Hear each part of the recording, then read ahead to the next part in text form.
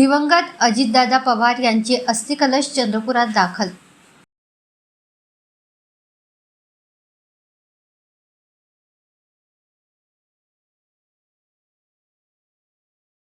दिवंगत अजितदादा पवार यांचा पवित्र अस्थिकलश चंद्रपूर येथे दाखल झाला आहे। अस्थिकलशाचे दर्शन व श्रद्धांजली अर्पण करण्यासाठी तो पत्रकार भवनात ठेवण्यात आला होता। यावेळी विविध राजकीय पक्षांचे पदाधिकारी, सामाजिक कार्यकर्ते, मोठ्या संख्येने नागरिक उपस्थित होते। सर्वांनी अजितदादांना भावपूर्ण श्रद्धांजली वाहिली।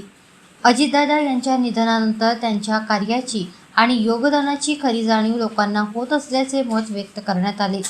महाराष्ट्राने एक दूरदृष्टी असलेले नेतृत्व गमावले आहे, अशी भावना सर्वत्र व्यक्त होत आहे।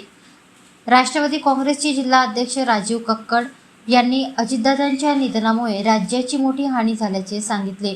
चंद्रपुरात शोकाकुल वातावरणात हा श्रद्धांजली कार्यक्रम पार पडला। खरं तर गेल्या 30 वर्षापासून या महाराष्ट्राच्या राजकीय पटलावर स्वतःच्या कर्तृत्वाची वेगळी छाप पाडणारा नेता आज आमच्यातून हिरावून गेला। अजितदादा म्हटलं की स्पष्ट वक्ता, हाजिरी जबाबपणा आणि तेवढंच प्रशासनावर अंकुश ठेवणारा एक लोकमानसातला नेता काळाने आमच्यातून हिरावून घेतला।